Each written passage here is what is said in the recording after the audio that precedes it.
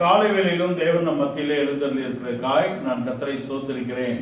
இந்த புதிய வருடத்தின் முதல் வாரத்திலே தேவன் அவருடைய சமூகத்தில் கூடி வரும்படியாக தேவன் நமக்கு பாராட்டின பெரிதான கிருபைக்காய் நான் இன்னும் ஒரு முறை கர்த்தரை ஸ்தோத்திரிக்கிறேன். அப்போஸ்தலர் நடவடிக்கைகள் 2ஆம் அதிகாரம் 16, 17, 18 வசனங்களை வாசிக்க கேட்போம். தீர்க்கதரிசியாகிய யோவேலினால் உரைக்கப்பட்டபடியே இது நடந்தேறுகிறது. கடைசி நாட்களில் நான் மாம்சமான யாவர் மேலும் என் ஆவியை ஊற்றுவேன். அப்பொழுது உங்கள் குமாரரும் உங்கள் குமாரத்திகளும் தீர்க்க தரிசனம் சொல்லுவார்கள்.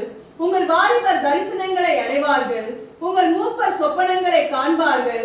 என்னுடைய ஊழியக்காரர் மேலும் என்னுடைய ஊழியக்காரிகள் மேலும் அந்நாட்களில் என் ஆவியை ஊற்றுவேன். அப்பொழுது அவர்கள் தீர்க்க தரிசனம் சொல்லுவார்கள். இந்த வார்த்தைகளை அப்போஸ்தலனாகிய பேதுரு இஸ்ரவேலரின் மத்தியிலே அங்கே கூடி வந்திருந்த கூட்டத்தின் மத்தியிலே எழும்பி பேசின காரியங்கள் தொடர்ச்சியாக 2ஆம் அதிகாரத்தில் எழுதப்பட்டிருக்கிறது. நீங்கள் நினைக்கிறபடி இவர்கள் வெறி கொண்டு அல்ல, யோவேல் தீர்க்கதரிசியை கொண்டு தேவன் உரைத்த வார்த்தைகளின் நிறைவேறுதலை தான் நீங்கள் காண்கிறீர்கள் என்று பரிசுத்த ஆவியின் அபிஷேகம் பரிபூர்ணமாக பொழிந்தருளப்பட்ட நாளிலே இஸ்ரவேலிலே கூடி வந்திருந்த எருசலேமிலே கூடி வந்திருந்த முழு யூதர்களையும் இஸ்ரவேலர்களையும் பார்த்து அப்போஸ்தலனாகிய பேதுரு சொன்ன வார்த்தைகள் அது யோவேல் தீர்க்க தரிசன வசனங்களாக இருக்கிறது என்பதை நாம் பார்க்கிறோம். யோவேல் தீர்க்கதரிசியின் புஸ்தகம் 2ஆம் அதிகாரத்தின் 28ஆம் வசனத்தை 29ஆம் வசனங்களை தான் இங்கே அப்போஸ்தலர் நடவடிக்கைகள் 2ஆம் அதிகாரத்தின் 17, 18 வசனங்களாக அவர் மேற்கோடிட்டு காண்பிக்கிறார், ரெஃபரன்ஸ் காட்டுறார். யோவேல் தீர்க்கதரிசியை கொண்டு தேவன் உரைத்த வார்த்தைகளின் நிறைவேறுதலை தான் நீங்கள் காண்கிறீர்கள். நாங்கள் யாரும் வெறி கொண்டு இல்லை என்பதை அங்கே விளக்கும்படியாக அவர் சொல்லுகிறார். ஏனென்றால் பரிசுத்த ஆவியின் அபிஷேகம் பரிபூர்ணமாக அங்கே பொழியப்பட்ட இடத்திலே இவர்கள் வெறி கொண்டு இருப்பதாக அவர்கள் நினைத்தார்கள் என்பதில் தான் அவர் அப்போஸ்தலனாகிய பேதுரு எழுப்பி இதை பேசுகிறதை நாம் கேட்கிறோம். இந்த வருடத்திலே தேவன் நமக்கு ஒரு விசேஷமான அபிஷேகத்தை தருகிறார் என்ற வாக்குத்தத்தம் அங்கு நமக்கு கொடுக்கப்படுகிறது. அதுக்கு நமக்கு இருக்க வேண்டிய காரியங்களை நாம் தொடர்ச்சியாக காணப்போகிறோம். யோவேல் தீர்க்கதரிசியை கொண்டு தேவன் உரைத்த வார்த்தைகளின் நிறைவேறுதல் என்பது கடைசி நாட்களில் மாம்சமான யாவர் மேலும் என் ஆவியை ஊற்றுவேன் என்று சொல்லப்படும். மாம்சமான யாவர் மேலும் என்றால் மாம்சமும் ரத்தமும் உள்ள பாவிகள் எல்லோரையும் குறிக்கக்கூடியதாக இருக்கிறது. மாம்சமான யாவருடைய முடிவும் எனக்கு முன்பாக வந்திருக்கிறது என்று நோவாவோடு தேவன் சொல்லுகிறார். இது பாவிகளையும் குறிக்கிறது என்பதனாலே இந்த வார்த்தை பாவிகள் மேலும் அவருடைய ஆவியை ஊற்றுவாரா என்று நாம் அர்த்தப்படுத்தக்கூடாது. மாம்ச தேகம் உள்ள யாவர் மேலும் என் ஆவியை ஊற்றுவேன் என்றால் மாம்சத்திலே இப்பொழுது இருக்கிறோம், மாம்சீக தேகம் கொண்டு இருக்கிறோம், நாம் ஆவிக்குரியவர்கள் மேல்தான் தேவன் அந்த பரிபூர்ணமான அபிஷேகத்தை ஊற்றுகிறார். ஆனால் வார்த்தை விளக்கம் பார்த்தால் அது வேறு விதமாக இருக்கிறது. மாம்சமான யாவர் மேலும் என் ஆவியை ஊற்றுவேன் என்றால் உலகத்தில் இருக்க எல்லார் மேலும் அவருடைய ஆவி ஊற்றப்படுகிறதாக நாம் நினைக்கிறோம். அப்படி அல்ல. ஏனென்றால் நோவாவிடத்தில் சொல்லும் போது மாம்சமான யாவருடைய முடிவும் எனக்கு முன்பாக வந்திருக்கிறது என்பது அக்கிரமக்காரர் எல்லாரையும் பாவிகள் எல்லோரையும் அவர் குறிப்பிட்டிருக்கிறார். ஆனால் இந்த வார்த்தைகள் யோவேல் தீர்க்கதரிசியை கொண்டு சொல்லப்பட்ட வார்த்தைகள் அப்படி அர்த்தப்படுகிறது அல்ல. மாம்சத்திலே நாம் இருக்கும் பொழுதே தேவன் தம்முடைய ஆவியை நம்முடைய இருதயத்திலே ஊற்றி இருக்கிறார் என்பதுதான். மாம்சமான யாவர் மேலும் நான் என் ஆவியை ஊற்றுவேன் என்றால் மாம்ச தேகம் உள்ள அவருடைய பிள்ளைகளாகிய நீதிக்குட்பட்டவர்கள் மேல் இந்த ஆவி ஊற்றப்படுகிறது. நாம் உலகத்தில் இருந்து இருளின் அதிகாரத்திலிருந்து விடுதலையாக்கப்பட்டு அன்பின் குமாரனின் ராஜ்யத்துக்கு தேவன் நம்மை கொண்டு வந்திருக்கிறார். நம்முடைய ரத்தத்தினாலே நம்மை விலைக்கிரயமாக அவர் வாங்கி இருக்கிறார். நாம் விலைக்கு கொல்லப்பட்டிருக்கிறோம். நாம் வெளியேற பெற்ற ரத்தத்தினாலே அவர் நம்மை மீட்டுக் கொண்டதினால் அவருடைய ராஜ்யத்துக்கு நாம் உட்பட்டிருக்கிறோம். அவருடைய ராஜ்யத்துக்கு உட்பட்ட நம்மேல் தான் அவர் தம்முடைய ஆவியை பரிபூர்ணமாக ஊற்றுகிறார் என்பதுதான் இந்த வார்த்தையாக இருக்கிறது. இந்த பரிபூர்ணமான இந்த அபிஷேகத்தை நாம் இந்த வருடத்திலே நாம் பெற்றுக்கொள்ளும்படியாக இருக்கிறோம். தேவன் மனுஷர் பார்க்கிற விதமாக பார்க்க மாட்டார் என்று நாம் அறிந்திருக்கிறோம். 1 சாமுவேல் 16ஆம் அதிகாரத்தின் 7ஆம் வசனம் பார்த்தா, நீ மனிதன் பார்க்கிற விதமாக பார்க்கிறாய், நான் ஈசாயின் குமாரர் 7 பேரையும் நான் தேர்ந்தெடுக்கவில்லை, 8ஆவதாக வரக்கூடிய தாவீதை தான் தேர்ந்தெடுத்தேன் என்றால் நான் மனிதன் பார்க்கிற பிரகாரமாக பார்க்கவில்லை, தேவன் நம்முடைய இருதயத்தை பார்க்கிறார் என்பதாக இருக்கிறது. இந்த புத்தாண்டிலே தேவன் நம்முடைய இருதயத்துக்கு ஏற்ற ஒரு அபிஷேகத்தை கொடுக்கக்கூடிய இடத்திலே இருக்கிறார். நம்முடைய இருதயம் எப்படிப்பட்ட இருதயமாக இருக்கிறது என்பதை நாம் முதலாவது தெரிந்து கொள்ள வேண்டும். தாவீது சுத்த இருதயத்தை எனக்கு சிருஷ்டியும் நிலைவரமான ஆவியினிலே தங்கி இருக்க செய்யும் என்று 51ஆம் சங்கீதத்தில் சொல்லுவது. சுத்த இருதயத்தை தேவன் சிருஷ்டிக்க வல்லவராக இருக்கிறார். ஒரு மருத்துவர்களே ஒரு கோளாறான இருதயத்தை எடுத்துவிட்டு ஒரு நல்ல இருதயத்தை பொருத்தக்கூடிய இடத்துல இருக்கிறார்கள். மனிதர்கள் மருத்துவம் படித்த இடத்துல ஒரு நல்ல இருதயத்தை ஒரு மனிதனுக்குள் பொருத்தக்கூடிய இடத்துல இருக்கிறார்கள். ஆனா நம்முடைய தேவனை குறித்து நாம் எப்படி அறிந்திருக்கிறோம்? அவர் சிருஷ்டிகர்த்தர் என்ற இடத்துல சுத்த இருதயத்தை எனக்குள் சிருஷ்டியும் என்று சங்கீதக்காரன் சொல்கிறார். ஒரு சுத்த இருதயத்தை தாவீதுக்கு சிருஷ்டித்த தேவன் நமக்குள்ளும் இந்த வருஷத்திலே அப்படி ஒரு சுத்த இருதயத்தை சிருஷ்டிக்கக்கூடிய இடத்திலே இருக்கிறார். நம்முடைய இருதயத்தை நாம் புதிதாக்கி கொள்ளும்படியாக அவருடைய சந்நிதிக்கு நாம் வந்திருக்கிறோம். தேவன் நம்முடைய வாழ்க்கையிலே ஒரு சுத்த இருதயத்தை சிருஷ்டிக்கிறார். சுத்த இருதயம் உள்ளவர்கள் அவர்கள் சுத்த இருதயத்தினாலே தான் அந்த நிலைவரமான ஆவியை பெற்றுக் கொள்ளுகிறேன் என்று தாவீது சொல்கிறார். சுத்த இருதயத்தை எனக்கு சிருஷ்டியும் நிலைவரமான ஆவியை தங்கி இருக்க செய்யும் என்று அவர் சொல்லுவார். ஒரு சுத்த இருதயத்தில் தான் இந்த அபிஷேகத்தை தேவன் தரக்கூடிய இடத்துல இருக்கிறார் என்பதை நாம் தெரிந்து கொள்ள வேண்டும். இருதயம் என்பது மிக முக்கியமான பகுதி. நம்முடைய யோசனைகள், மனதின் யோசனைகள், நம்முடைய தியானம் என்பது இருதயம். நம்முடைய எமோஷன்ஸ் எல்லாம் இருதயத்தோடு சேர்ந்ததாக இருக்கிறது. என் மனதின் யோசனைகள் என் இருதயத்தின் தியானம் என்று சொல்லுகிறார். நம்முடைய இருதயம் மிகவும் பொல்லாததாக இருக்கிறது என்று இயேசு தன் ஊழியத்தின் பகுதியிலே நம்முடைய கர்த்தராகிய இயேசு கிறிஸ்து பூமியில ஊழியம் செய்த காலத்திலே வெளியே இருந்து போகிறது அல்ல, உள்ளே இருந்து வெளிப்படுகிறதே நம்முடைய தீட்டுப்படுத்தக்கூடிய இடத்திலே இருக்கிறது. ஏனென்றால் நம்முடைய இருதயம் மிகவும் திருக்குள்ளதாக இருக்கிறது என்று சொல்லுகிறார். நம்முடைய இருதயம் எப்படிப்பட்டதாக இருக்கிறது? இஸ்ரவேல் ஜனங்கள் பொல்லாத இருதயம் உள்ளவர்களாக இருந்தார்கள். இஸ்ரவேல் ஜனங்கள் கடின இருதயம் உள்ளவர்களாக இருந்தார்கள். இஸ்ரவேல் ஜனங்கள் வலுவி போகக்கூடிய ஒரு இருதயம் உள்ளவர்களாக இருந்தார்கள் என்பதை நாம் தெரிந்து கொள்ள வேண்டும். ஒரு பொல்லாத இருதயம் நமக்குள்ளே இருக்கிறதா? ஒரு வலுவி போகிற இருதயம் இருக்கிறதா? ஒரு கல்லான இருதயம் இருக்கிறதா? தேவன் அதை நீக்கி போட்டு ஒரு சுத்த இருதயத்தை அவர் சிருஷ்டிக்கக்கூடிய இடத்திலே அவர் விரும்புகிறார் என்பதை நாம் தெரிந்து கொள்ள வேண்டும். 2 கொரிந்தியர் 3ஆம் அதிகாரத்திலே கற்பலகையில் அல்ல சதையாகிய பலகையிலே தம்முடைய பிரமாணங்களை எழுதுகிறார் என்று சொல்லப்பட்டிருக்கிறது. கற்பலகையில் அல்ல, சதையாகிய இருதயமாகிய பலகையிலே எழுதுகிறார். இந்த சதையாகிய இருதயமாகிய பலகை என்பதுதான் ஒரு சுத்த இருதயம், தேவன் கொடுத்த இருதயமாக இருக்கிறது என்பதை நாம் தெரிந்து கொள்ள வேண்டும். பிரமாணத்தை கல்லிலே எழுதி வாங்கினவர்கள் பிரமாணங்களை மீறி நடந்து போனார்கள். காரணம், அது அவருடைய இருதயத்திலே எழுதப்படவில்லை என்பதுதான் குறைபாடு. நம்முடைய இருதயத்திலே தேவன் தம்முடைய பிரமாணங்களை எழுதும்படியாக விரும்புகிறார்.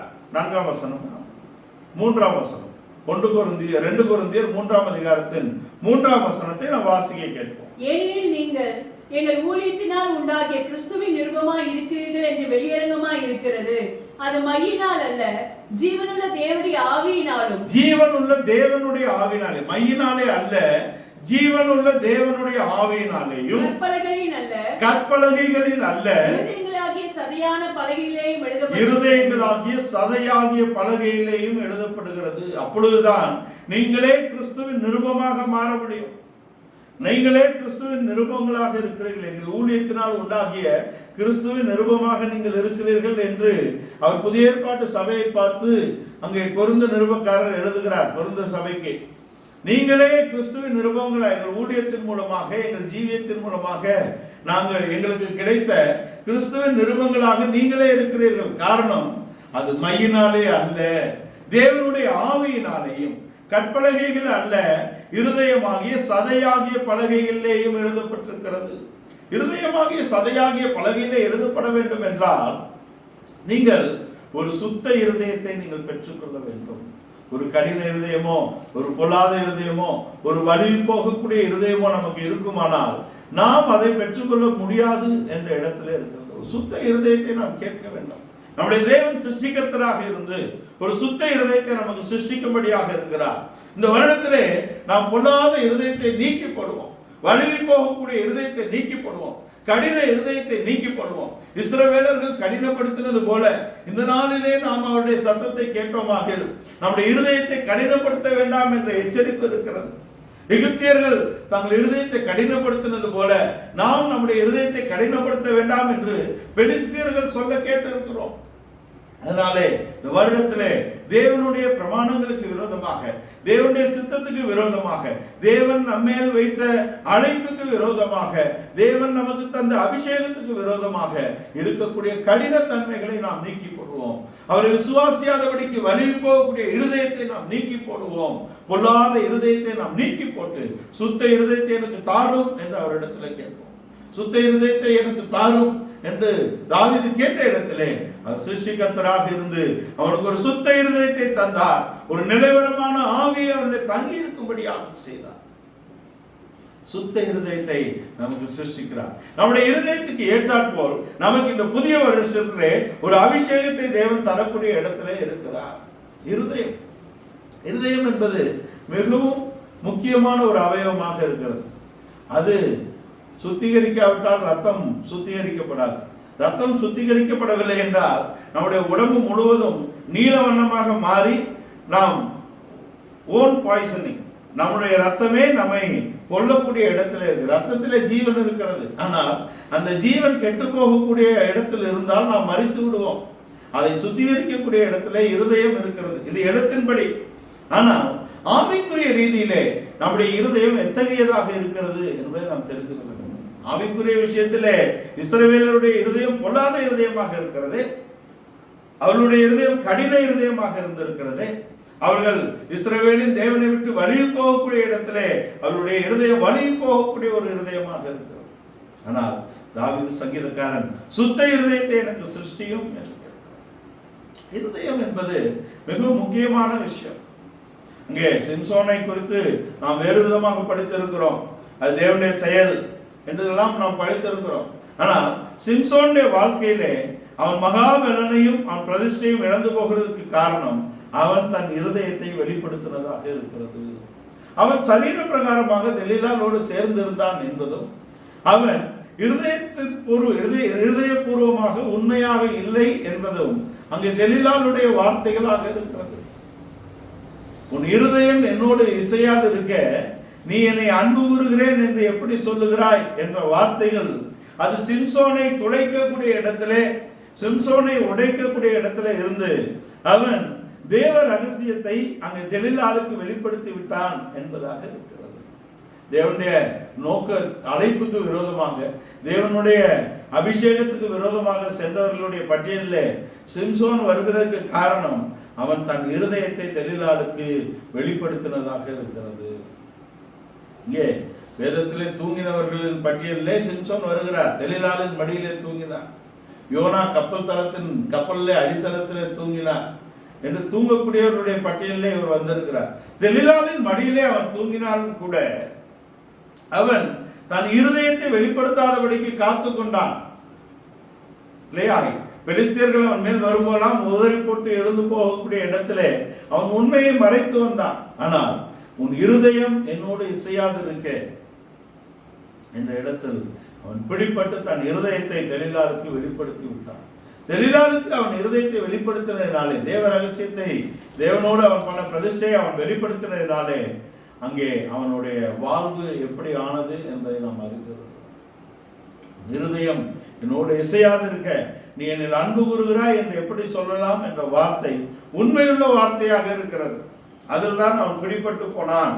தேவன் நமக்கு தந்த காரியங்களை, தேவன் நமக்கு தந்த ஒரு தரிசனத்தை நாம் காத்து கொள்ளக்கூடிய இடத்துல இருக்கிறோம். காரியத்தை மறைப்பது ராஜாக்களுக்கு மேன்மை என்று சொல்லப்பட்டிருக்கிறது. காரியத்தை தேவன் மறைத்திருக்கிறார். காரியத்தை ஆராய்வது ராஜாக்களுக்கு மேன்மை.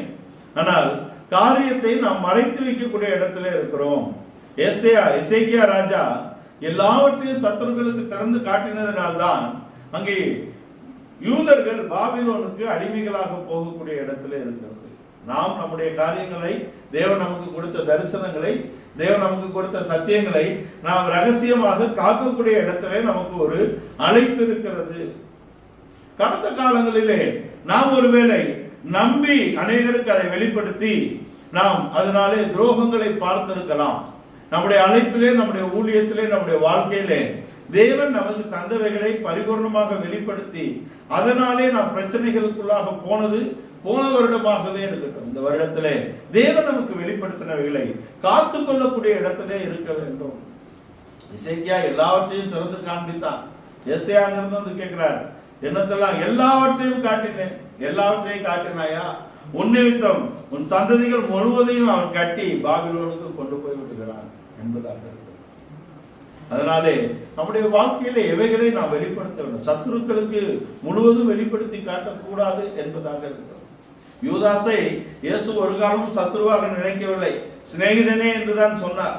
அவன் அது செய்யக்கூடிய இடத்துல இருக்கிறான். அவனுக்கு சரியாக தெரிகிறது நேரத்துல எங்க இருப்பாரு ஐயா அப்படின்னா, அவன் அங்கே எப்பொழுதும் அவர் ஜெபிக்கக்கூடிய இடத்துல இருப்பார் என்று காட்டி கொடுக்கக்கூடிய இடத்துல அவர்களை கொண்டு வருகிறதாக. அது தேவ சித்தத்தின்படி போகிறது என்று நாம் எடுத்துக்கொண்டாலும் கூட அது அவன் சரியாக அறிந்திருந்தான் என்பதாக இருக்கிறது. இங்கு பாபிலோனியர்கள் முழுவதும் வந்து இஸ்ரவேலின் ரகசியங்களை அறிந்து கொண்டதினால்தான், இஸ்ரவேலில் இருக்கக்கூடிய மேன்மைகளை அவர்கள் அறிந்து கொண்டதினால்தான் அவர்கள் படையெடுப்பாக வந்து முழுவதையும் எடுத்துக்கொண்டு போகக்கூடிய இடத்துல இருக்கிறார்கள். எசேக்கியாவும் சகலத்தையும் காண்பித்து விட்டான் என்பது அங்கு இருக்கக்கூடிய குறைபாடாக இருக்கிறது.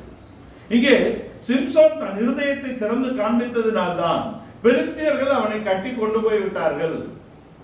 பெலிஸ்தியர்கள் அவனை கட்டி கொண்டு போகத்தக்கதாக, சிம்சோனே உன் மகாபலன் எங்கே என்றால் 2 விசை 3 முறை அவன் மாற்றி சொன்னாலும் அவருடைய வார்த்தை, உன் இருதயம் என்னோடு இசையாது இருக்க நீ என்னில் அன்பு கூறுகிறாய் என்பது பொய்தானே என்று கேட்டதினாலே அவன் தன் இருதயத்தை தெலீலாளுக்கு திறந்து காண்பித்து விட்டான். நாம் அந்நியர்களுக்கு இதை காண்பிக்கிறதுனாலே, தேவனுடைய ஜனமல்லாதவர்களுக்கு அதை காண்பிக்கிறதுனாலே, இந்த உபதேசத்தின் வாக்குத்தத்தத்தில் இல்லாதவர்களுக்கு நாம் இவைகளை காண்பிக்கிறதுனாலே நமக்கு பிரச்சனைகள் தான் வருகிறது என்பதை நாம் அறிந்தவர்களாக இந்த வருடத்திலே தேவன் தந்த வாக்குத்தத்தங்களை நாம் வைத்திருந்து அவைகள் தேவனோடு இருக்கும்படியாக நாம் காத்திருந்து அவைகளை சுதந்திரித்துக் கொள்ளக்கூடிய இடத்துக்கு நாம் வர வேண்டும். யோசேப்பை குறித்து 105ஆம் சங்கீதத்திலே அவர் ஒரு புருஷனை அடிமையாக விற்று போட்டார்கள். அவர்கள் ஒரு புருஷனை அடிமையாக விற்று போட்டார்கள். அவன் குழியிலேயும் அவன் வாய் திறக்கவில்லை. போத்திபாரின் வீட்டிலும் அவன் அமைதியாக இருந்தான். சிறைச்சாலையிலும் அவன் தரிசனங்கள் நிறைவேற காத்து கொண்டு இருக்கிறான். அவன் சொப்பனங்கள் நிறைவேற காத்து கொண்டு இருக்கிறான் என்பதாக இருக்கிறது. அதனால்தான் அவருடைய சொப்பனம் நிறைவேறுகிறது. அவன் கைகளும் கால்களும் சங்கிலிகளால் கட்டப்பட்டிருந்தது. அவன் ஜீவன் இரும்பு கூட்டுக்குள் அடைபட்டிருந்தது. ஆனாலும் கர்த்தருடைய வசனம் அவனை புடமிட்டது என்று சொல்லப்பட்டது. கர்த்தருடைய வசனம் புடமிட்டது என்பது அவனுக்கு கொடுக்கப்பட்ட தரிசனம், அவனுக்கு கொடுக்கப்பட்ட சொப்பனம், அவனுக்கு கொடுக்கப்பட்ட வாக்குத்தத்தத்தை குறித்து அவன் கரிசனை உள்ளவனாக இருந்து தேவனோடே அவன் மன்றாடி கொண்டிருந்தான் என்பதை தான் அது காண்பிக்கிறதாக இருக்கிறது. யோசேப்புடைய வாழ்க்கையில அவன் குழியை அவன் தாங்கினான். போத்திபாரின் வீட்டில் சோதனையை அவன் ஜெயித்தான். சிறைச்சாலையிலும் அவனுக்கு தரிசனங்கள், அங்கே அவன் தரிசனங்களை வெளிப்படுத்தக்கூடிய இடத்துல, மற்றவர்களுடைய தரிசனங்களை வெளிப்படுத்தக்கூடிய இடத்துல, சொப்பனங்களை விளக்கக்கூடிய இடத்துல இருந்தாலும் கூட தன்னுடைய தரிசனத்தை குறித்தும் தன்னுடைய சொப்பனத்தின் நிறைவேறுதலை குறித்தும் அவன் தேவனோடு அவன் போராடி ஜெயிக்கக்கூடிய இடத்துல இருந்தான். தேவனோடு அவன் அதை சொல்லி அந்த வாக்குத்தத்தங்களை கிளைம் பண்ணி கேட்டு அதை சுதந்திரித்துக் கொள்ளக்கூடிய இடத்துக்கு அவன் வருகிறான் என்பதை நாம் தெரிந்து கொள்கிறோம். யோசேப்புடைய வாழ்க்கை இங்கே ஒரு சுத்த இருதயத்தை அவனுக்கு சிருஷ்டிக்கும்படியாக தேவன் விரும்புகிறார். நம்முடைய வாழ்க்கையில ஒரு சுத்த இருதயத்தை நாம் தேவனிடத்தில் பெற்றுக்கொள்ளும்படியாக இருக்கிறோம். நம்முடைய இருதயம் எத்தகையதாக இருக்கிறதோ அத்தகைய அபிஷேகத்தை தேவன் தரக்கூடியவராக இருக்கிறார். நம்முடைய இருதயத்தை சுத்த இருதயமாக நாம் காத்துக்கொள்ள வேண்டும். நம்முடைய இருதயத்தை சதையுள்ள இருதயமாக, ஒரு கனிவான இருதயமாக நாம் எடுக்கக்கூடிய இடத்திலே அவர் மையினாலே அல்ல, அவருடைய ஆவியினாலே அவருடைய பிரமாணங்களை நம்முடைய இருதயத்திலே எழுதக்கூடிய இடத்துல இருக்கிறார். எபிரேயர் 8ஆம் அதிகாரத்தின் 10ஆம் வசனத்திலும் எபிரேயர் 10ஆம் அதிகாரத்தின் 16ஆம் வசனத்திலும் முதலாவது மனதில் வைத்து இருதயத்தில் எழுதுகிறார், இரண்டாவது இருதயத்தில் வைத்து மனதில் எழுதுகிறார் என்ற இடத்திலே நமக்கு வாக்குத்தத்தங்கள் கொடுக்கப்பட்டிருக்கிறது. இந்த யோவேலின் தீர்க்க தரிசனத்தின் வார்த்தையிலே உங்கள் குமாரரும் குமாரத்திகளும் அவர்கள் தீர்க்க தரிசனம் சொல்லுவார்கள் என்று சொல்லப்படுகிறது. குமாரனும் குமாரத்திகளும் என்ற இடத்தில் அவர்கள் இருவரையும் இருபாலரையும் ஒரு ஒருமை ஈக்குவாலிட்டிக்குள்ள கொண்டு வர, இருவரையும் இருபாலரையும் ஒருங்கே இணைத்து ஒரு ஒருமைப்பாட்டுக்குள்ளே ஒரு சமநிலைக்குள்ளே தேவன் கொண்டு வருகிறதை பார்க்கிறோம். தோட்டத்திலே அவர் 2 பேரையும் ஆணும் பெண்ணுமாக சிருஷ்டித்தார் என்ற வார்த்தைகள் இருவருக்கும் உள்ள சமத்துவத்தை குறிப்பதாக இருக்கிறது என்பதாக இருக்கிறது. உடைய குமாரரும் உடைய குமாரத்திகளும் தீர்க்க தரிசனங்கள் சொல்லுவார்கள் என்பது தீர்க்க தரிசன வரம் என்ற இடத்துல இருக்கிறது. தீர்க்க தரிசன வரம், தீர்க்க தரிசன வரத்தை நாடுங்கள் என்று அப்போஸ்தலனாகிய பவுல் சொல்கிறார். தீர்க்க தரிசன வரங்களை நாடுங்கள் என்றால் அது எதற்காக? பக்தி விருத்திக்காக. உங்களுடைய குமாரனும் குமாரத்தைகளும் தீர்க்க தரிசனம் சொல்லுவார்கள் என்றால் பக்தி விருத்திக்காக. ஆனால் பரிசுத்த ஆவி கொடுக்கப்பட்டது முதலாவது சுய பக்தி விருத்திக்காக. நமக்குள்ளே ஒரு பக்தி விருத்தியை நாம் உண்டு பண்ணினால்தான் நாம் மற்றவர்களுடைய ஜீவியத்திலே பக்தி விருத்தியை கொண்டு வரக்கூடிய இடத்துல நாம் இருக்க முடியும். பரிசுத்த ஆவி கொடுக்கப்பட்டது என்ன? எதற்காக? நமக்கு சுய பக்தி விருத்தி உண்டாக முடியாது. அது பொது பிரயோஜனத்துக்கு என்று எழுதப்பட்டிருந்தாலும் முதலாவது சுய பிரயோஜனத்துக்கும் பின்பு பொது பிரயோஜனத்துக்குமாக இருக்கிறது. வரங்களை முதலாவது நம்முடைய பக்தி விருத்திக்காக, சுய பிரயோஜனம் என்பது அதை கொண்டு பணம் ஈட்டும்படியாக, அதை கொண்டு பெயர் ஈட்டும்படியாக அல்ல. சுய பிரயோஜனத்துக்கு என்பது நம்முடைய ஆவிக்குரிய தன்மையை நாம் வளர்த்து கொள்ளும்படியாக, நம்முடைய ஆவிக்குரிய ஜீவியத்தை நாம் கட்டியெழுப்பும்படியாக, நாம் விசுவாசத்திலே பலப்படும்படியாக, நம்முடைய ஆவிக்குரிய ஜீவியத்தை கட்டியெழுப்பி நாம் மற்றவர்களை பக்தி விருத்தி உண்டாக்கப்படும்படியாக தான் இவைகள் இருக்கிறது. இதிலே குமாரர்கள் குமாரத்திகள் என்றும் உடைய வாலிபர்கள் என்றும் உடைய மூப்பர்கள் என்றும் 3 பிரிவாக எழுதுகிறார். இது உடைய குமாரர் குமாரத்திகள் என்றால் நாம் வயதின்படி பார்க்கிறோம். உம்முடைய வாலிபர்கள் என்றால் நாம் வயதின்படி பார்க்கிறோம். மூப்பர்கள் என்றால் வயதின்படி பார்க்கிறோம். அப்படி அல்ல. 110ஆம் சங்கீதத்தின் 3ஆம் வசனத்தை நாம் வாசிக்க கேட்போம். 110ஆம் சங்கீதத்தின் 3ஆம் வசனத்திலே உம்முடைய பராக்கிரமத்தின் நாளிலே யவன ஜனம் பிறக்கும் என்று சங்கீதக்காரன் எழுதுகிறார். வாசி. உமது பராக்கிரமத்தின் நாளிலே, உம்முடைய பராக்கிரமத்தின் நாளிலே உம்முடைய ஜனங்கள் மனப்பூர்வமும், உம்முடைய ஜனங்கள் மனப்பூர்வமும் பரிசுத்த அலங்காரம் உள்ளவர்களாய் இருப்பார்கள். பரிசுத்த அலங்காரம் உள்ளவர்களாய் இருப்பார்கள். விடியற் காலத்து கர்ப்பத்தில் பிறக்கும் பனிக்கு சமமாய், விடியற் காலத்தில் பனி, விடியற் காலத்து கர்ப்பத்தில் பிறக்கும், விடியற் காலத்தில் கர்ப்பத்தில் பிறக்கும் பனிக்கு சமானமாய் உம்முடைய யவன ஜனம் உமக்கு பிறக்கும். உம்முடைய யவன ஜனம் உமக்கு பிறக்கும் என்றால் இது ஆவிக்குரிய தன்மை. ஆவிக்குரிய ரீதியிலே, வயதின்படி அல்ல, ஆவிக்குரிய ரீதியிலே குமாரரும் குமாரத்திகளும், ஆவிக்குரிய வாழ்க்கையிலே வாலிபர்கள், ஆவிக்குரிய ரீதியிலே வாலிபர்கள், ஆவிக்குரிய ரீதியிலே அங்கே மூப்பர்கள். யாக்கோபின் வீட்டில் யோசேப்பு தான் கடப்பில்ல அன்னைக்கு இல்லையா? அவன் தான் கடைசி. இன்னும் பெஞ்சமின் பிறக்கவில்லை. அவன் சிறியவன் தான். அவன் தான் மூப்பன் என்ற இடத்துக்கு உயர்த்தப்படுகிறான் அந்த குடும்பத்தில். ஏனென்றால் அவன் அந்த மூப்பனுக்குரிய தன்மையை அடைந்திருக்கிறான் என்பதுதான் விஷயம். அவனுக்கு ஒரு தரிசனம் இருக்கிறது. அவன் தகப்பனிடத்தில் உண்மையாக இருக்கிறான். தான் பெற்ற தரிசனத்தை குறித்து கரிசனை உள்ளவனாக தேவனோடு அவன் உறவிலே நிலைத்திருக்கிறான் என்ற தன்மைகள் தான் அவனை மூப்பன் என்ற இடத்துக்கு கொண்டு வந்திருக்கிறது. அந்த மூப்பிற்கு அவன் வயது இல்லை, ஆனால் அவன் தகுதி அடைந்திருக்கிறான். சேஷ்டபுத்திர பாகம் கூட கொடுக்கப்படும் போது மூத்தவனுக்கு கொடுக்கப்பட வேண்டும் என்று சொல்லப்பட்டிருக்கிறது. ஆனா யாக்கோபின் வீட்டில் மூத்தவனா அதை பெற்றுக்கொண்டான்? இல்லை. அதுக்கு அடுத்தவன் பெற்றுக்கொண்டானா? இல்லை. யோசேப்புக்கு தான் அது வருகிறது. பின்பு யூதாவோடு அது பங்கிடப்படுகிறது என்பது அவருடைய தன்மை. யோசேப்பு தனக்கு கொடுக்கப்பட்ட தரிசனத்திலும் தன்னுடைய அழைப்பிலும் தனக்கு கொடுக்கப்பட்ட காரியத்திலும் அவன் உத்தரவாதம் உள்ளவனாக இருந்து அவைகளை அவன் அடைந்து கொண்டான். அதனாலதான் அவன் சகோதரர்கள் விசேஷித்தவன் என்ற இடத்தை அவன் பெற்றுக் கொள்ளுகிறான். சகோதரர்களால் புகழப்படுகிறவன் என்ற இடத்தை யூதா பெற்றுக் கொள்ளுகிறான். சகோதரர்கள் விசேஷித்தவன் என்று அவன் வருவதற்கு காரணம் என்ன? அவன் தன் தன்மைகளை வளர்த்து கொண்டு தன் குடும்பத்துக்கு ஜீவரட்சணையும் உண்டாகும்படியாக அவன் உயர்த்தப்பட்டிருக்கிறான் என்பதாக இருக்கிறது. அவன் தனக்கு கொடுக்கப்பட்ட அழைப்பையும் அபிஷேகத்தையும் தனக்கு கொடுக்கப்பட்ட தரிசனங்களையும் கருத்தாக காத்துக்கொள்ளக்கூடிய இடத்திலே யோசேப்பு இருக்கிறான். குடியிலே அவன் அஞ்சவில்லை. போத்திபாரின் வீட்டுக்கு விற்கப்பட்ட போதும் அவன் அஞ்சவில்லை. அங்கே சோதனையும் அவன் ஜெயித்திருக்கிறான். குழியிலே அவன் அசைந்திருந்தால் அவன் சோதனைக்கு போயிருக்க முடியுமா? சோதனையிலே அசைந்திருந்தால் அவன் சிறைச்சாலைக்கு போகிறான். அந்த சோதனையிலே அசையவில்லை. சிறைச்சாலையிலும் அவனுடைய விசுவாசம் நம்பிக்கையை விட்டு போகவில்லை. அவன் தேவன் மேல் பற்றுதலாக இருக்கிறான். தன்னுடைய தரிசனங்களை அவன் காத்துக்கொள்ளக்கூடிய இடத்துல இருக்கிறான். அங்கே 11 நட்சத்திரங்களும் சூரியனும் சந்திரனும் தன்னை வணங்கும்படியான 11 கதிர்கட்டுகளும் 2 கதிர்கட்டும் அவனை வணங்கக்கூடிய இடத்திலே அவன் ஒரு தரிசனத்தை கண்டிருக்கிறான். வாலிபர்கள் தீர்க்க தரிசனம், உங்களுடைய குமார குமாரத்திகளும் தீர்க்க தரிசனம் சொல்லுவார்கள் என்று சொல்லப்பட்டிருக்கிறது. அவருடைய குமார குமாரத்திகளும் தீர்க்க தரிசனம் சொல்லுவார்கள் என்பது ஆவிக்குரிய ரீதியிலே அவர்கள் வளர்ச்சி என்ற இடத்துக்கு வருகிறார்கள். அது முதற்படி. குமார குமாரத்திகளும் என்பது ஒரு குறைவான பகுதி தான். அவர்கள் வளர்ந்து வாலிபர்களாக வேண்டும்.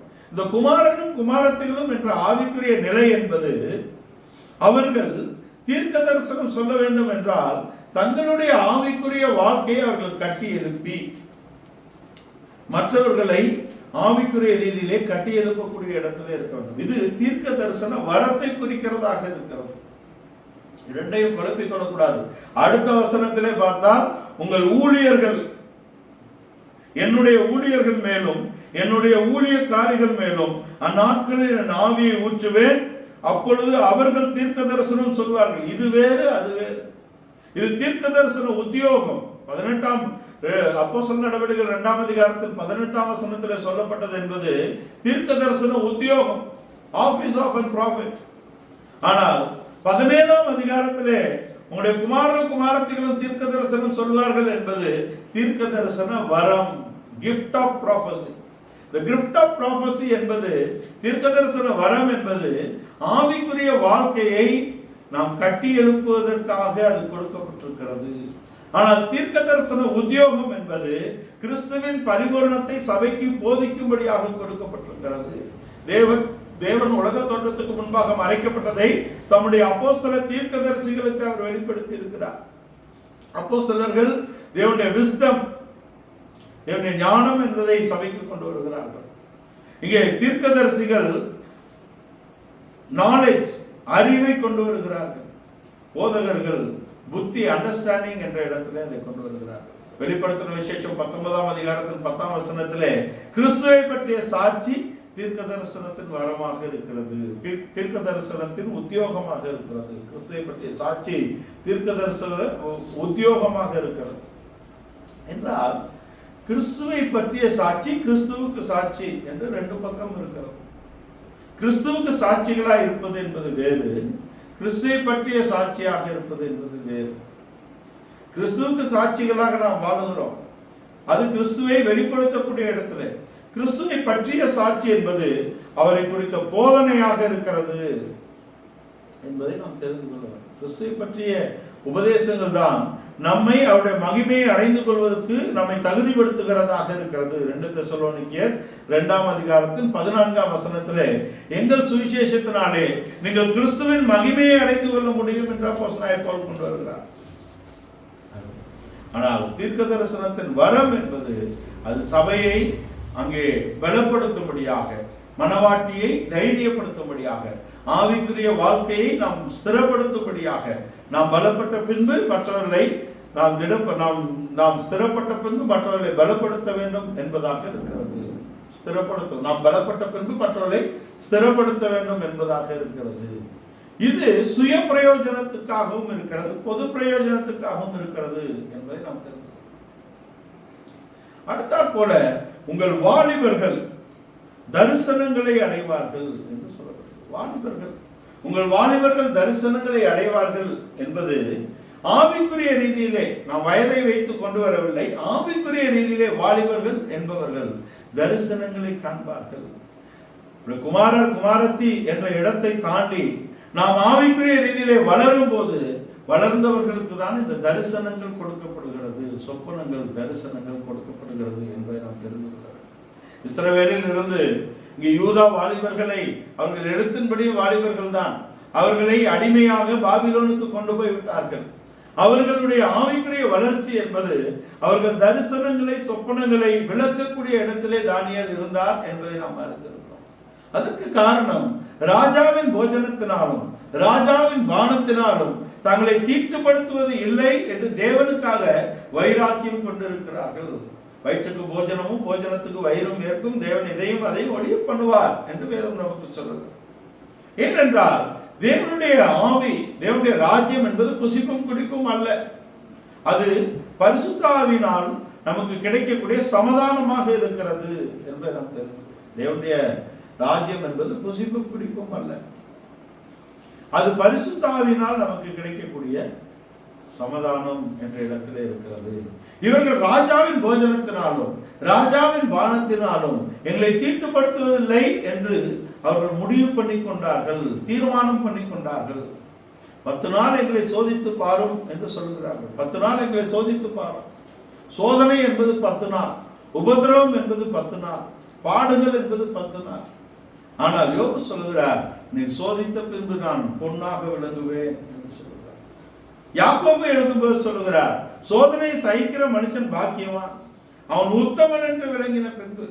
யாக்கோபு 1:17 அவன் உத்தமன் என்று விளங்கின பின்பு அவனுக்கு தேவன் அவர் ஜீவ கிரீடத்தை கொடுக்கிறார், நீதியின் கிரீடத்தை கொடுக்கிறார். நமக்கு என்றென்றைக்கும் வாடாத நித்திய ஜீவ கிரீடம் நமக்கு இருக்கிறது, நீதியின் கிரீடம் நமக்கு இருக்கிறது என்ற கிரீடங்கள் நமக்கு வாக்களிக்கப்பட்டிருக்கிறது. இதற்கு அவர்கள் சோதனை சகிக்கக்கூடிய இடத்திலே இருந்தார்கள், தேவனுக்காக தீர்மானம் பண்ணக்கூடிய இடத்திலே இருந்தார்கள். ராஜாவின் போஜனத்தினாலும் ராஜாவின் அங்கே பானத்தினாலும் எங்களை தீட்டுப்படுத்துகிறது இல்லை என்று அவர்கள் தீர்மானம் பண்ணி கொண்டார்கள். அப்படின்னா என்ன? புசிப்பும் குடிப்பும் அல்ல என்ற ஒரு வாழ்க்கை. நாம் உலகத்துக்கு ஒத்த ஒரு வேஷம் தெரியாதபடிக்கு, அது மாம்சம் புசிக்கவில்லை என்பதை முக்கியப்படுத்தவில்லை, ஆனால் உலகத்தார் புசிக்கிறது போல நாங்கள் புசிக்கிறது இல்லை, உலகத்தார் உலகத்திலே சுகபோகமாய் இருக்கிறது போல நாங்கள் இருக்கிறது இல்லை என்ற ஒரு ஆவிக்குரிய நிலையை தாங்கள் காத்துக் கொண்டார்கள் என்பதை தான் நான் சொல்ல வருகிறேன். அதுதான் முக்கியம். நீங்கள் உலகத்துக்கு ஒத்த வேஷம் தெரியாமல் தேவனுடைய நன்மையும் பிரியமும் பரிபூர்ணமான சித்தம் என்னதென்று அறியத்தக்கதாக உங்கள் மனம் புதிதாகிறதுனாலே மறுரூபமாகுங்கள் என்று ரோமனிருபக்காரர் 12ஆம் அதிகாரத்தின் 2ஆம் வசனத்தில் சொல்லுகிறார். நாம் உலகத்தார் வாழுகிறது போல வாழ்கிறது இல்லை என்ற இடத்திலே இருக்கக்கூடிய தீர்மானம், சுகபோகமாய் வாழ்கிறவர் உயிரோடே செத்தவர் என்று நமக்கு சொல்லும். இப்படியே நிருபக்காரர் உயிரோடே செத்தவர் என்ற இடத்துக்கு கொண்டு வருகிறார். சுகபோகமாய் வாழ்கிறவர் உயிரோடே செத்தவர், உயிரோடே செத்தவன் என்ற இடத்துக்கு. ஆவிக்குரியவன் என்பவன் அவன் உயிர் மீட்சி உள்ளவனாக இருக்க வேண்டும், அவனுக்குள்ளே ஜீவ நதி ஓடிக்கொண்டிருக்க வேண்டும், அவனுக்குள்ளே கிறிஸ்துவின் ஜீவன் பலன் செய்ய வேண்டும். அதுதான் முக்கியம். இந்த வாலிபர்கள் என்ற இடத்திலே அவர்கள் காத்து கொண்டதினால்தான் சொப்பனத்தை அவர்கள் விளக்கக்கூடிய இடத்துல இருக்கிறார்கள். போத்திபாரின் வீட்டிலிருந்து சிறைச்சாலைக்கு சென்ற யோசேப்பு எப்படி சொப்பனத்தை விளக்கக்கூடிய இடத்துல இருந்தாரோ, அதே போல இங்கே பாபிலோனுக்கு இவர்கள் கொண்டு போகப்பட்டாலும் பாபிலோனிலும் தேவ சித்தம் செய்யக்கூடிய வெளிச்சம் அவர்களுக்கு இருக்கிறது. பாபிலோனிலிருந்து எருசலேமுக்கு நேராக நோக்கி பார்க்கக்கூடிய ஒரு தரிசனம் அவர்களுக்கு இருக்கிறது. மாத்திரமல்ல, பாபிலோனிலே அவர்கள் மேன்மை அடைந்து கொள்ளத்தக்கதாக தேவனுக்காக அவர்கள் ஒரு பிரதிஷ்டையுள்ள ஜீவியம் செய்ததினாலே அவர்கள் சொப்பனத்தையும் சொப்பனத்தின் விளக்கத்தையும் சொல்லக்கூடிய இடத்துல இருக்கிறார்கள். பாபிலோனின் ராஜா சொப்பனத்தை சொல்லி நான் விளக்கம் கேட்டா நீங்க ஆளாளுக்கு ஒரு கதை சொல்லுவீங்க, நீங்க சொப்பனத்தையும் சொல்ல வேண்டும், அதன் அர்த்தத்தையும் சொல்ல வேண்டும் என்று சொன்னார். இப்போ தானியேல் சொல்லுகிறார், பரலோகத்தின் தேவன் நமக்கு மங்களமான ஒரு பதிலை சொல்லுவார் என்ற இடத்திலே அவனுடைய வார்த்தை இருக்கு. அபிஷேகத்தை பெற்றவர்கள் மங்களமான வாக்குகளை சொல்லக்கூடிய இடத்துல இருக்க வேண்டும் இல்லையா? மங்களமான வாக்குகளை அங்கே ராஜாவுக்கு கொண்டு வரக்கூடிய இடத்துல இருக்கிறார் என்பது. யோசேப்பின் விஷயத்திலும் அவன் தெளிவாக அந்த சொப்பனத்தை விளக்கக்கூடிய இடத்திலே யோசேப்பு இருக்கிறார். யோசேப்பு 7 வருஷம் பஞ்சம், 7 வருஷம் அங்கே செழுமை என்ற இடத்துல. 7 வருஷம் செழுமை என்பது நாம் மணவாளனோடு மணவாட்டியாக இருக்கக்கூடிய 7 வருஷம். 7 வருஷம் பஞ்சம் என்பது இங்கே அந்த கிறிஸ்துவின் ஆட்சியாக இருக்கிறது. இதிலே நாம் இருக்க போகிறோம். என்பது நம்முடைய காரியம். நம்முடைய குமாரன் குமாரத்திகளும் அங்கே தீர்க்க தரிசனம் சொல்லுவார்கள். நம்முடைய வாலிபர் தரிசனங்களை காண்பார்கள் என்ற இடத்திலே இந்த அபிஷேகத்தை இந்த வருஷத்திலே நாம் பெற்றுக்கொள்ளும்படியாக இருக்கும். இது நம்முடைய ஆவிக்குரிய வாழ்க்கையை கட்டியெழுப்பும்படியாகும். ஆவிக்குரிய ரீதியிலே நாம் கட்டியெழுப்பினவர்கள் தேவனுக்காக ஒரு பிரதிஷ்டையுள்ள ஜீவியம் செய்யும்படியாகவும் தேவன் விரும்புகிறார் என்பதாக இருக்கிறது. மூப்பர்கள் சொப்பனங்களை காண்பார்கள். இதுதான் நம்ம யோசேப்புடைய வாழ்க்கையில பார்க்கிறோம். யோசேப்பு மூப்பன். அவன் இளையவனாக இருந்தாலும் கூட அவனுடைய செய்கையினாலும் அவனுடைய அழைப்பினாலும் அவனுக்கு கொடுக்கப்பட்ட தரிசனங்களினாலும் அவன் மூப்பனாக திகழ்ந்தான். ஒரு வாலிபன் அனுப்பப்பட்டான் என்ற இடத்திலே அவனை ஜீவரட்சணியம் செய்யும்படியாக தேவன் அனுப்பி இருக்கிறார் என்பதாக இருக்கிறது. ஒரு சுத்த இருதயத்தை தேவன் சிருஷ்டித்தால் தான் நாம் ஒரு நல்ல அபிஷேகத்தை தேவனிடத்தில் நாம் பெற்றுக்கொள்ள முடியும். தேவன் சிருஷ்டிகர்த்தர் என்ற இடத்திலே நாம் அறிவுள்ளவர்களாக இருந்து சுத்த இருதயத்தை எனக்கு சிருஷ்டியும் நிலவரமான ஆவியை தங்க செய்யும் என்று சொன்ன தாவீதின் வார்த்தைகளை இந்த வருடத்திலே நமதாக்குவோம். தேவன் ஒரு சுத்த இருதயத்தையும் ஒரு நிலைவரமான நல்ல அபிஷேகத்தையும் கொடுக்க வல்லவராக இருக்கிறார். யாக்கோபின் வாழ்க்கையில யாக்கோபு ஒரு அபிஷேகத்தை பெற்றுக் கொண்டார் இல்லையா? யாக்கோபு ஒரு அபிஷேகத்தை பெற்றுக் கொள்கிறார். ஆனால் யாக்கோபுடைய அபிஷேகத்தின் பிரச்சனைகள் என்ன என்பதை நாம் தெரிந்து கொள்ள வேண்டும். இந்த அபிஷேகம் என்பது மாம்சத்திலே ஊத்தப்படக்கூடாது என்று சொல்லப்பட்டிருக்கிறது. யாத்திராகமம் 30ஆம் அதிகாரம் 32ஆம் வசனத்திலே அந்த அபிஷேகம் மாம்சத்திலே ஊத்தப்படல் ஆகாது என்று சொல்லப்பட்டிருக்கிறது. அப்புறம் அபிஷேக எண்ணெயின் செய்முறைகளை தேவன் சொல்லுகிறார். யாரை அபிஷேகம் பண்ண வேண்டும் என்று ஆரோனின் குமாரர் அங்கே ஆரோனையும் அவன் குமாரையும் அங்கே ஆசாரியனாக அபிஷேகம் பண்ணுகிறார் என்பதாக இருக்கிறது. வாசிங்க 30ஆம் அதிகாரம், யாத்திராகமம் 30ஆம் அதிகாரத்தில் 32ஆம் வசனத்தின் முதல் பகுதியை வாசிக்க கேட்போம். இது மனிதனுடைய சரீரத்தின் மேல் வார்க்கப்படல் ஆகாது. இது மனிதனுடைய சரீரத்தின் மேல் வார்க்கப்படல் ஆகாது. நாம் எல்லோரும் அறிந்திருக்கிறபடி அது ஆரோனின் தலையின் மேல் ஊற்றப்பட்டு அவன் தாடிகள் வழியாக வழிந்து அவனுடைய வஸ்திரத்தின் மேல் அது ஊற்றக்கூடியதாக இருக்கிறது என்பதை நாம் தெரிந்து கொள்ள வேண்டும். அது மாம்சத்திலே ஊற்றப்பட ஆகாது என்று சொல்லப்பட்டிருக்கிறது. ஆசாரியனுக்கு கொடுக்கப்பட்ட ஒரு அபிஷேகம் என்பது நம்முடைய அபிஷேகம் பொதுவாகவே அது மாம்சத்தின் மேல் ஊற்றப்படல் ஆகாது என்று சொல்லப்பட்டிருக்கிறது. அது தாடியிலே வழிந்து அது வஸ்திரத்தின் மேல் ஊற்றப்படக்கூடியதாக இருக்கிறது என்பதை நாம் தெரிந்து கொள்ள வேண்டும். இந்த தாடி என்பது அழகோடு சம்பந்தப்பட்டதாகவும் இந்த வஸ்திரம் என்பது ஜீவியத்தோடு சம்பந்தப்பட்டதாகவும் இருக்கிறது. ஆட்டுக்குட்டியானவரின் கல்யாணம் வந்தது. மனைவி தன்னை ஆயத்தப்படுத்தினால் அவளுக்கு சுத்தம் பிரகாசமான மெல்லிய வஸ்திரம் கொடுக்கப்பட்டது. வஸ்திரம் என்பது என்ன? ஜீவியம். அது பரிசுத்தவான்களின் நீதிகளே என்றும் மலையாளத்திலே பரிசுத்தவான்களின் நீதியின் பிரபத்திகளே, நீதியின் கிரியைகளே என்றும் எழுதப்பட்டிருக்கிறது. என்பது அவருடைய ஜீவியம் சுத்த ஜீவியமாக இருக்கிறது. அதுதான் கரை திரை இல்லாத ஒரு அனுபவமாக இருக்கிறது. அதுதான் மெல்லிய வஸ்திரமாக அங்கே கொடுக்கப்பட்டிருக்கிறது. அதுதான் நீதியின் வஸ்திரத்தை நமக்கு தருகிறார், துதியின் உடையை தருகிறார். ரட்சிப்பின் வஸ்திரம் நமக்கு இருக்கிறது, நீதியின் சால்வை இருக்கிறது, துதியின் வஸ்திரம் இருக்கிறது, ஒற்றடிகை கொடுக்கப்பட்டிருக்கிறது, வேறுபாட்டின் ஜீவியம், வேறுபாட்டின் ஜீவியமாகிய சித்திர தையலாடை கொடுக்கப்பட்டிருக்கிறது, வெண்வஸ்திரம் கொடுக்கப்பட்டிருக்கிறது. ஜெயாளிகளுக்கு சுத்தம் பிரகாசமான மெல்லிய வஸ்திரம் என்பது நீதியின் கிரியைகளின் வெளிப்பாடாக இருக்கு. வஸ்திரம் என்பது ஜீவியத்தோடும் தாடி அந்த மயிரிலே ஊற்றப்பட்டு தாடியிலே ஊற்றப்பட்டு என்பது அவருடைய ஜீவனை அங்கே அவருடைய அழகை காட்டக்கூடியதாக இருக்கிறது. இயேசு கிறிஸ்துவை சீமோனின் வீட்டிலே ஒரு அழைப்பு வந்து இயேசு அங்கே போகிறார். சீமோனின் வீட்டிலே ஒரு ஸ்திரீ வந்து தன் கண்ணீரினால் அவருடைய பாதத்தை கழுவி தன் தலைமயிரினால் அதை துடைத்தார். கண்ணீர் என்பது ஜீவன், ஜீவனை ஊற்றி, கண்ணீர் என்பது ஜீவன். கண்ணீரின் ஜெபம் என்பதுதான் நாம் ஜீவனை ஊற்றி ஜெபிக்கக்கூடிய ஜெபமாக இருக்கிறது. எச்சமனேலே நம்முடைய கர்த்தராகிய இயேசு கிறிஸ்து நம்ம ஒவ்வொருவருக்காகவும் கண்ணீர் வடித்தார். அந்த கண்ணீர் துளிகள் இரத்த துளிகளாக வெளிப்பட்டது என்பது ஜீவனை ஊற்றி ஜெபிக்கக்கூடிய அனுபவம். கண்ணீரை வடிப்பது என்பது ஜீவனை ஊற்றக்கூடிய அனுபவமாக இருக்கிறது. தலைமயிரினால் துடைத்தால் என்பது அழகை இழக்கக்கூடிய பகுதியாக இருக்கிறது. நம்முடைய கர்த்தராகிய இயேசு கிறிஸ்துவை குறித்து எசேக்கியேல் 53ஆம் அதிகாரத்தில் சொல்லும்போது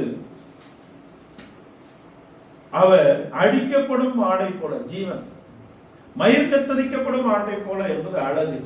அவருக்கு அழகும் இல்லை, சௌந்தரியமும் இல்லை, ஒருவரும் விரும்பத்தக்கதான ரூபமும் இல்லை என்பதாக இருக்கிறது.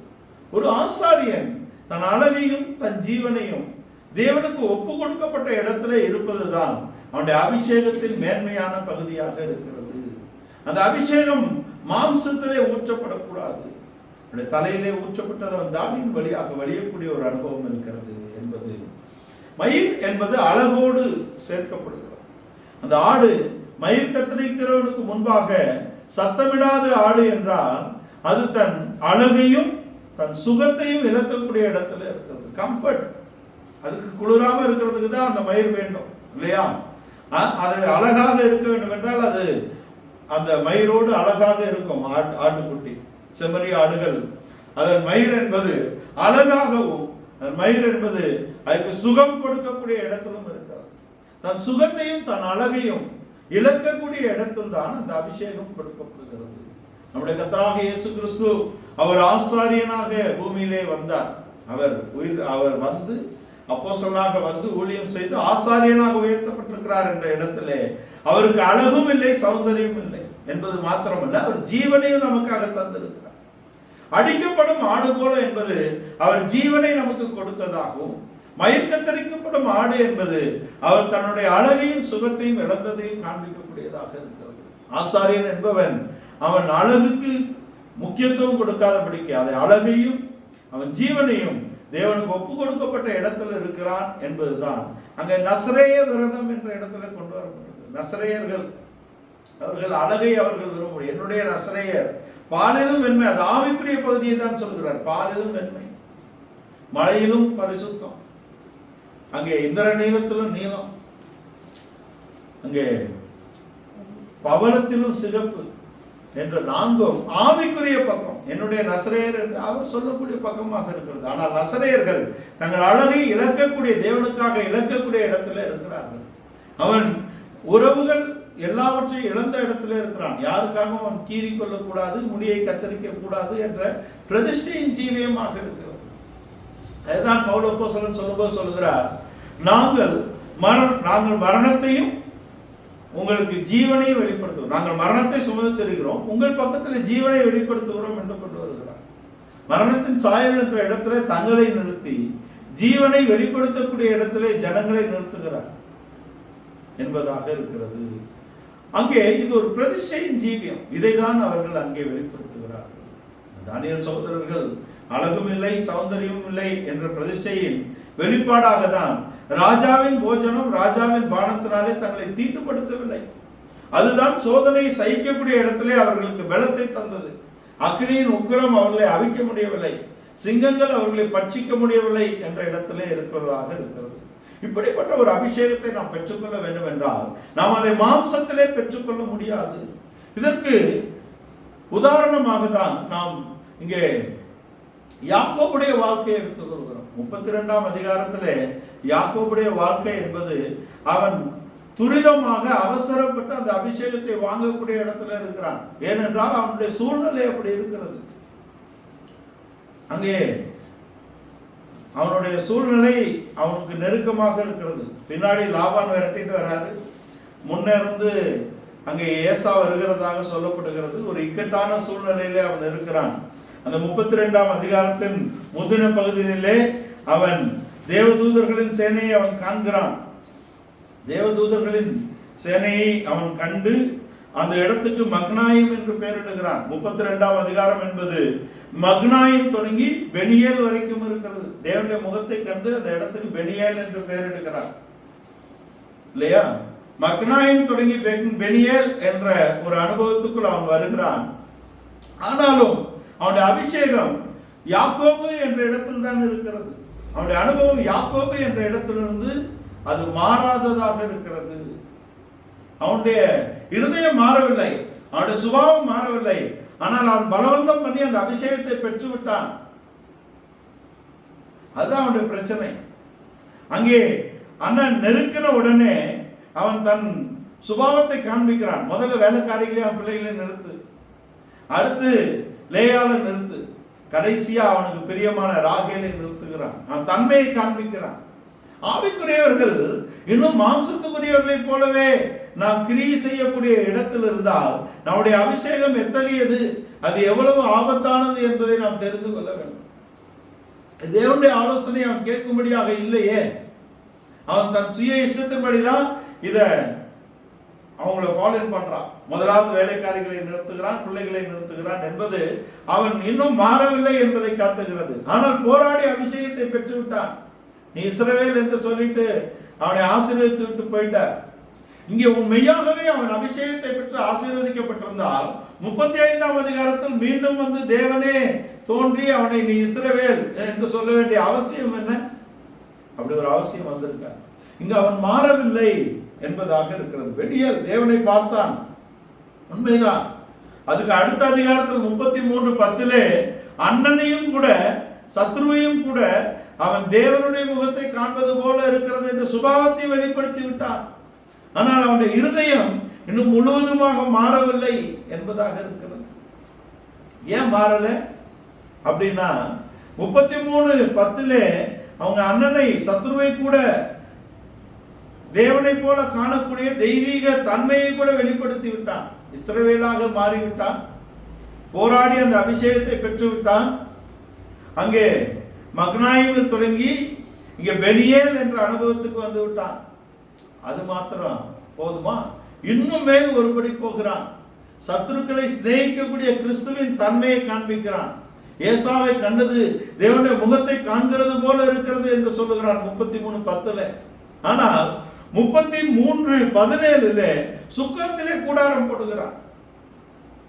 நீ ரட்சிக்கப்பட்டது உண்மை, நீ அபிஷேகப்பட்டது உண்மை, நீ ஞானஸ்தானத்தின் உபதேசத்தை கடைபிடிப்பது உண்மை. ஆனா நீ எங்கே இருக்கிற? எல்லைகளுக்கு புறம்பாக இருக்கிறான். அபிஷேகம் பண்ணப்பட்டவன் தேவன் சொன்ன இடத்தில் இல்லை. அது எப்படிப்பட்ட இடமாக இருந்தால் உனக்கு என்ன? அங்க சுகம் துக்கம் எதாக இருந்தால் உனக்கு என்ன? அங்க வசதி வாய்ப்புகள் குறைவாக இருந்தால் என்ன? அது சபை போல ஒரு செட்டப் இல்லாமல் இருந்தால் உனக்கு என்ன? உன்னை முன்குறித்த தன் ஸ்தானத்தை அவன் காத்துக்கொள்ள வேண்டும். நாம் அழைக்கப்பட்ட அழைப்பு, நாம் அபிஷேகம் பண்ணப்பட்டது நோக்கம். தேவன் நம்மை சிருஷ்டித்தது, ரட்சித்தது, அபிஷேகத்தின் நோக்கத்தை அறிந்து நம்முடைய ஸ்தானங்களை நாம் காப்பாற்றிக் கொள்ள வேண்டும். நாம் இருக்க வேண்டிய இடத்துல இருக்கணும். 33:17 அங்கே அவன் சுக்கோத்திலே கூடாரம் போடுகிறான். சுக்கோத் என்றால் அங்க எல்லாம் இருக்கு. தன் கூடாரம் கரெக்டா இருக்குது, தன் மந்தைகளுக்கு மேய்ச்சல் இருக்கிறது, தன் குடும்பங்கள் சுகமாக இருக்கலாம் என்று அவன் அங்கே கூடாரத்தை போட்டான். அங்க 33:17 சுக்கத்திலே கூடாரம் போட்டான் என்பது 1 தீமோத்தேயு 5:6 இருக்கிறது. சுகபோகமாய் வாழ்கிறவன் உயிரோடே செத்தவன்.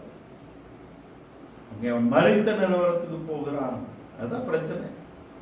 34 முதல் வசனத்திலே அப்பதான் அவனுக்கு ஒரு மகன் இருந்ததே வெளிப்படுகிறது. தீனால் அங்கே பட்டணத்தில் ஸ்திரீகளை பார்க்கும்படியாக போகிறார் இல்லையா?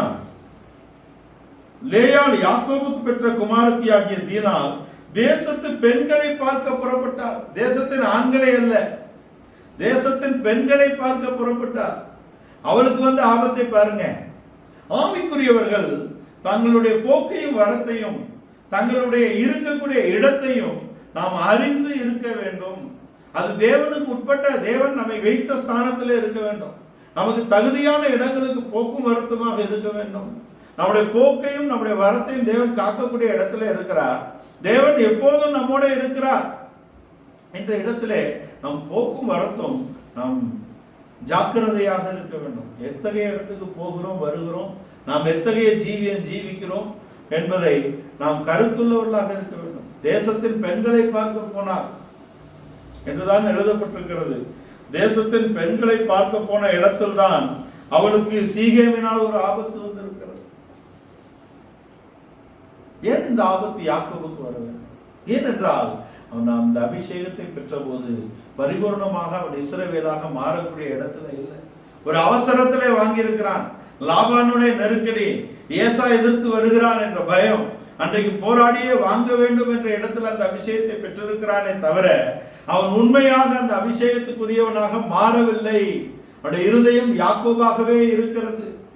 அதனால தானே தன் யாக்கோபாக இருந்தபோது தான் நேசித்த ராகேலை காப்பாற்றும்படிதான் அவன் ஸ்ட்ராட்டஜி அங்க வைக்கிறார். ஒரு வார் ஸ்ட்ராட்டஜி வைக்கிறார் அங்க முன்னாடி. அவன் அங்க உளுந்தானா வேலைக்காரியை பிள்ளைங்க சாகட்டும் பார்த்துக்கலாம். ராகேலை காப்பாற்றுவது பாதுகாப்பு என்பது நமக்கு மனிதர் 1000 பாதுகாப்பு சொல்லலாம், ஆனால் அது அல்ல பாதுகாப்பு. சரியான பாதுகாப்பு, நமக்கும் நம்முடைய சந்ததிக்கும் சரியான பாதுகாப்பு என்பது தேவனுடைய பாதுகாப்பு தான்.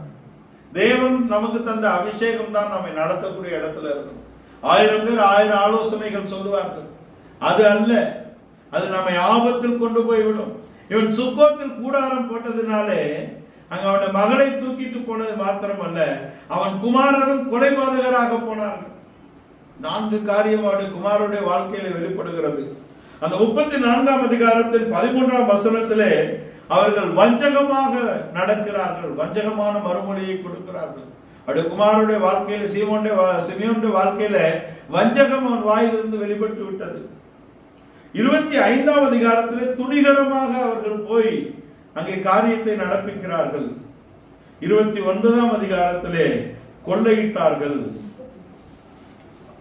29ஆம் வசனத்திலே 34ஆம் அதிகாரம் 29ஆம் வசனத்திலே கொள்ளையிட்டார்கள், கொலை செய்து கொள்ளையிட்டார்கள்.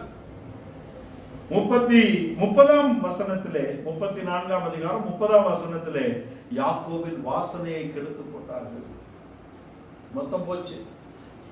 தன்னுடைய மகளை தூக்கி கொண்டு போய்விட்டார்கள். தன் மகன்கள் வஞ்சகமாக நடந்து கொலை செய்து கொள்ளையிட்டு இவன் வாசனையை கெடுத்து போட்டார்கள். இப்பொழுது அவன் வருகிறான். 35ஆம் அதிகாரத்திலே தான் இப்பொழுது தேவன் அவனுக்கு வெளிப்பட்டு அவனை யாக்கோபு அல்ல இஸ்ரவேல், சரியான ஒரு அபிஷேகத்தை நாம் பெற்றுக்கொள்ள வேண்டும். நவமான இருதயத்தை அவர் தருகிறார், சதையான இருதயத்தை அவர் தருகிறார். ஒரு நவமான ஒரு புதிய இருதயத்தை, ஒரு சதையான இருதயத்தை நாம் பெற்றுக்கொண்டு அதிலே ஒரு நிறைவான ஆசீர்வாதத்தை பெற்றுக்கொள்ளும்படியாக நாம் அழைக்கப்பட்டிருக்கிறோம். நம்முடைய பிள்ளைகள் தரிசனம், தீர்க்க தரிசனம் சொல்வார்கள். நம்முடைய வாலிபர்கள் அங்கே தரிசனங்களை காண்பார்கள். அங்கே நம்முடைய மூப்பர்கள் இந்த சொப்பனங்களையும் தரிசனங்களையும் விளக்கி சொல்லக்கூடிய இடத்திலே வருகிறார்கள் என்ற மேலான வாக்குத்தத்தம் நமக்கு கொடுக்கப்பட்டிருக்கிறது. மூப்பர்கள் சொப்பனங்களை காண்பார்கள், வாலிபர்கள் தரிசனங்களை காண்பார்கள், பிள்ளைகள் தீர்க்க தரிசனம் சொல்வார்கள். நம்முடைய ஊழியர்கள் அங்கே அப்போஸ்தலர்கள், தீர்க்கதரிசிகள் தேவனுடைய தீர்க்க தரிசனம் ஆகிய வசனங்களை சபைக்கு சொல்லி கிறிஸ்துவின் பரிபூரணத்தையும் பிதா விரும்புகிற பரிபூரணத்தையும் சபையிலே கொண்டு வரக்கூடிய இடத்திலே, மனவாட்டியை ஆயத்தப்படுத்தக்கூடிய இடத்திலே வாக்கு வல்லமைகள் அவர்களுக்கு உண்டாயிருக்கும். புதிய வருடத்திலே நவமான இருதயத்தை நாம் அடைந்து கொள்வோம். ஒரு சதையான இருதயத்தை நாம் பெற்றுக்கொள்வோம். அதிலே சரியான ஒரு அபிஷேகத்தை நாம் பெற்றுக்கொள்வோம். யாக்கோபு 32ஆம் அதிகாரத்திலே அவன் தன் இருதயத்தை மாற்றாதபடி, தன் சுபாவத்தை மாற்றாதபடி அவன் பெற்றுக்கொண்ட அந்த அபிஷேகம் அல்ல.